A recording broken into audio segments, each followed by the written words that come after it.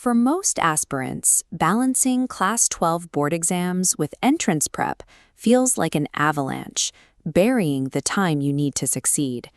But because admission to top-tier campuses like Delhi University or BHU depends entirely on this one test, the pressure to master everything is intense. This chart compares the total number of NCERT chapters in your domains against the days remaining until the May 11th exam date. The deficit is clear. There simply isn't enough time to read every page. High school exams allow for a slower pace. The CUET environment is built for speed, forcing you to compete where every second is measured. Success in this environment requires a specific choice. You must trade the goal of completing the syllabus for the goal of maximizing scoring depth. If you treat your preparation as a completion checklist, you risk burning out before the exam. Winning requires viewing your study hours as a limited resource that must be allocated where it returns the most points. This 4-quadrant matrix audits chapters by effort and impact. Calculus and organic chemistry are heavy lifts, but provide 12 to 15 questions each. Mastering these 2 units covers nearly 40% of required responses, yielding a much higher score. Many perfectionist students lose weeks studying general principles or introductory chapters that historically only result in 1 or 2 questions on the actual test. To save time, take these high-yield chapters and map them directly onto your existing Class 12 board schedule. This ensures you aren't repeating work you've already done. Choosing to skip low-yield chapters is a mandatory strategic sacrifice. It protects the mental energy you need for the topics that actually drive your rank. The general test and English sections are mandatory for a vast range of degree programs, and they often act as a significant force multiplier for your overall score. These sections are challenging because they don't follow a rigid textbook. You are pulling from an effectively infinite pool of vocabulary and current events. However, repeated question data reveals a pattern.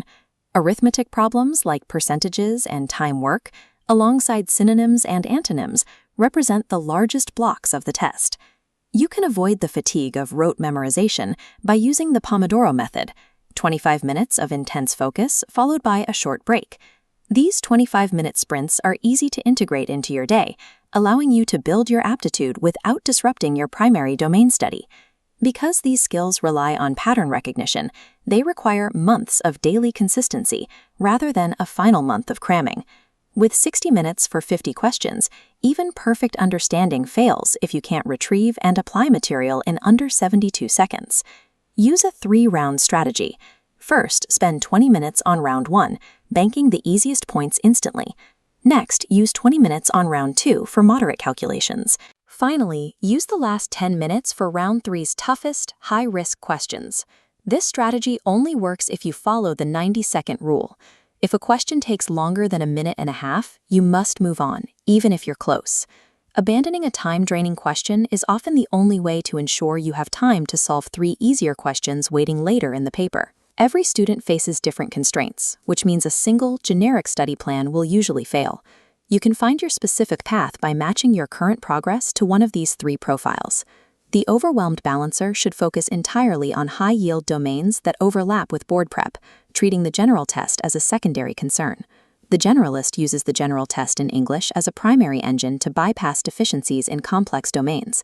The top-tier optimizer stops reviewing content and moves exclusively to timed mock exams, focusing on the discipline of the 90-second rule. Securing a spot at an elite university requires a shift from pure scholarship to active strategy. Stop trying to memorize the entire syllabus. Audit your time, target the high ROI topics, and execute your exam with mechanical discipline.